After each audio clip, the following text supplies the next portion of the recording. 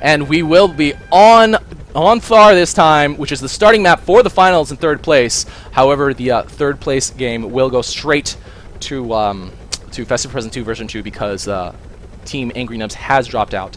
But this will be on duel, will be between the Carbon team in the upper left-hand corner. It will be Turkleton in the Pumpkin Saucer and NuclearPizza in the Shark Helix, and their opponents, the green team in the bottom right-hand corner, Broadside in the Alpha Striker, and Tangibility in the Classic Striker. So Broadside and Tangi still going with their double striker.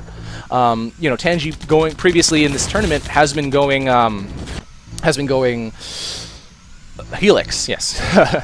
Brain fart there. But he has been going Helix, you know, as been seen by Festive Present 2. Obviously, you know, having Helix and, you know, NuclearPizza is a Helix right now, it's such a good utility mech to have to ward a mech, other mechs away from any ground attack that they might have. Pretty typical openings here for both teams. Is there a lunchbox? Yes, a lunchbox on the field for just the green team. No pre-built lunchbox for the Carbon team. Oh, man. Defense is going down. Looks like Turkleton is bringing in Gemini to the mid-fight, going straight for the mid. Tangi is doing a quick scout for that. Oh, and he was not able to finish off that Gemini. Oh, well, he wasn't even landed. Was he even landed? But either way, we did have Tangi there doing a little bit of harass. Broadside trying to kill something in the air, not able to get it. So we do have Mimo going straight for the mid, not even flinching. And Broadside and Tangi kind of are just going for they're going for their close, so it will be able to. I mean, I don't know. The going straight for one of the corners or the mid is, I would say, the meta choice at this point. And Broadside and Tangi are, I mean, to start the mid fight right now would be kind of a weird move because, you know, Mimo obviously is way ahead, and there is not really going to be the same kind of mid fight as you typically are used to seeing when both players or when both teams approach them at the same time. What's going to happen is Broadside and Tangi might start an artillery battle. However, they haven't been really doing that this entire tournament. They've pretty much been going with a little bit of Archies, a jammer, and mostly tanks. But the jammers, definitely had a lot of jammers out just to combat against artillery and not to counter artillery play. You know. So NuclearPizza trying to snipe that Joker. I'll never get that right. But not able to do it. Tangi was there and does force him out of the area. Defense is going down by by Team Wing Walruses, and they are probably going to go for the island at this point, doing a little bit of harass with a little bit of creep drop. Whoa, were they able to get? Was there never a moneymaker there? I would have expected a moneymaker there. The Carbon team has not gone for their top outpost quite yet, and NuclearPizza has scouted that Broadside and Tangi are starting to go for the bottom left island. Let's see if they actually try to contest them or if they try to go in a different direction. That's probably that's one of the reasons I really like Thar. There are so many ways to approach the map, and not necessarily ways, but I guess there's a lot of avenues of approach. You can go straight for the corners, you can go straight for the mid, you can go defensive, you can go for the cheese. There are so many ways. You can even go for the neutral cheese. Going for the, for example, this neutral outpost that starts out as neutral, but we already have tanks being pushed out to the right outpost by Memento Mori. And, they are also distracting with a couple of drops at the fort, but NuclearPizza actually really low on health. Going to be high load here. Tangi will be able to get this finish in the air, but there are a lot of tanks surrounding this green fort, or this green outpost, and Turkleton with his death ray, does get neutralized, but I don't think this really will, get this outpost under their control. It's a little bit interesting because they pushed kind of everything, so this wasn't really that much for distraction purposes. They were actually going for that right outpost.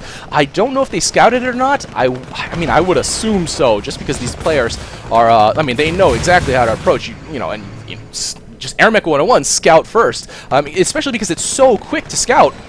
A mech can fly back and forth in a matter of seconds, and it's not like trying to, in a different map like StarCraft, or a different game like StarCraft or Dota, where you literally have to move your guys there.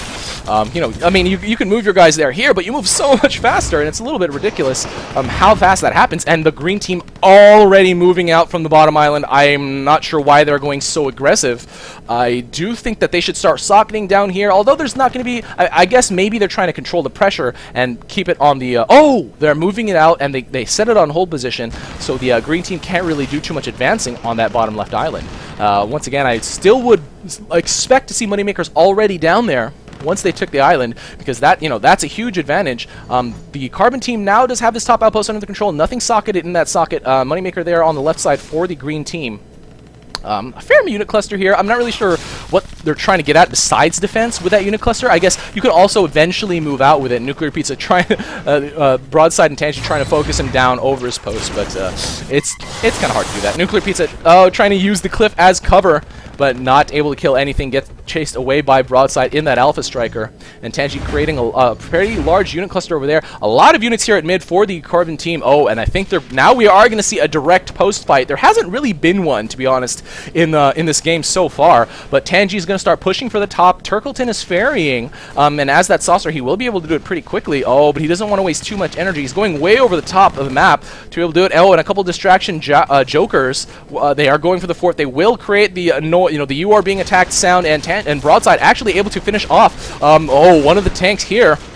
And this will probably be in green team's favor. It's just Turk coming over here, whereas NuclearPizza, he did get killed, but he was also doing kind of like more outpost maintenance and defense, whereas Turk was the only one moving units up to the top. Tangi did a push, so you kind of save time moving like that. The green team, the Carbon team, could have kind of pushed if Turk just stationed a couple units up here and started to move them out on capture.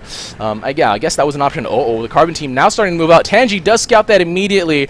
So are they going for attack or are they going for capture? I think they're going for attack, and they are probably going in for the kill. And the green team is they're not really close to their unit cap, but the dramatic difference in units is pretty. Well, dramatic. I keep using the same words over and over again. I guess I could say the dramatic difference in units is crazy. I don't know. Either way, but with I think this is going to be it, guys. I think this is going to be it. There was a lot of tanks here, and Tangi and Broadside don't really have that much support. This is literally an all-in by Memento Mori. If the Winged Walrus team can hold this off, I think this will actually pretty much swing the favor of the entire game in their favor. I keep repeating the same words over and over again, but if this doesn't work, if this does not get the kill on the green fort, then I think this will actually turn into green's game. Less than half of their fort health left, but less than half of the Carbon tanks are left as well. Oh man, the Turkleton and NuclearPizza really need to start microing, getting surrounded. They want to get this kill. The defense is pretty substantial, and the green team will probably be able to hold this off. Obviously you're gonna smell counter push at this point, and Memento Mori has nothing left at the mid.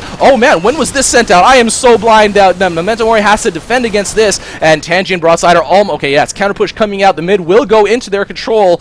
I know I'm calling that a little early, but it's pretty, I'm almost 100% sure that's going to happen. NuclearPizza does drop a couple tanks down in defense, but, the counter push so effective. Lots of tanks here. Where is Tangi, actually? Tangi is going to support with a couple of jokers in support. He's going to try to use patrolling jokers as distraction fire for those tanks to approach, although they're not actually there yet. He stopped them on hold position, so I guess he kind of did a scout, determined, no, that's not enough units to do that, and now Broadside is also supporting the okay, now Tangi is now reallocating his tanks to defend the right side. I guess they don't want to give up the unit advantage that they have right now. It's 50 to 63. They are ahead, although it's not by that much. They have two outposts, the two outposts in the corner. Mimo only has the middle. So at this point, we do have a... Whoa, that's an interesting unit cluster. They turned this into a unit cluster. They spread them out, I guess, because they don't want it to be so vulnerable to AoE, and Turk killing Broadside on the way out. That saucer fire is very, very, very good now. I think their piercing went up, so their overall DPS for the most part went up versus most things, and I think that does include mechs. And at this point, it's 61 to 64. So, if I were the green team, I might have just went with the complete counter push. And now we do have NuclearPizza and Turkleton starting to move out. A little bit at a time, not going to do a complete push. The Carbon team does have a lunchbox out, though, so they are okay. Or the green team does have a lunchbox out, so they are okay for now. They don't really have to worry about drops, even though their health is really low. As long as they respond to it pretty timely, they should be okay. And at this point, I don't know. The advantage, I would still give it to Memento Mori because they do have that middle outpost. Although Tangi now distracting will be responded to pretty quickly. Turkleton going to be able to blink over here very fast. Whoa, lots of flamers actually. Why aren't they moving in? Oh, because it's still a little bit under the control. What does Broadside and Tangi have in queue? Broadside has 3 tanks. Tangi has a couple of jokers and a lot of flamers. They have been able to take the control of this left outpost, and Turk and NuclearPizza are kind of on the ropes here. Oh man, Broadside really low on health actually, really needs to get behind that outpost. NuclearPizza out of energy, not going to be able to spam rockets to actually kill Broadside on the ground, and now Mimo is okay, now Mimo, I would put them behind after losing this close outpost. The income difference is going to be pretty dramatic at this point. And they don't really have that many units at mid anymore. Oh, did they move them out? They kind of did. It's so strange, but we do have a little bit dropped here by the green team. Oh, and now they are going with the drop win. Oh man, they can actually win this. The green team needs to start doing fort defense if they want to actually hold this. Yeah, but they haven't hit their unit cap quite yet. It's 86 to 99. They still have room for about 15 upkeep. Turk now just going for the left close instead, but honestly, they might, if they do good coordinated drops, Memento Mori might be able to take this. They still have the mid under their control, so they are not that far away from the green fort at this point. Now Tangi sending Jokers will probably try to get this outpost neutralized, which is probably the right decision at this point. And honestly, I could probably just defer to Tangi's judgment. Oh, and I think Broadside sending from the right, lots of tanks, but it's not really going to approach the mid very well. They might be just sending them on attack. Oh, they have sent all of their defenses at not the defenses, but this unit cluster here for this middle outpost. NuclearPizza does take a quick scout to the right, but lots of green units moving around on the field, and Turk desperately trying to get anything killed, but does get killed by a Longhorn here, and NuclearPizza gets killed by Tangibility as well, and now there's a lot of tanks heading for this carbon fort, and there is nothing defending but 2 tanks, and they are Gemini against Longhorn. It's not really going to be that good. The tanks are being softened up a little bit by a couple of stray carbon units, but these Jokers leading the way.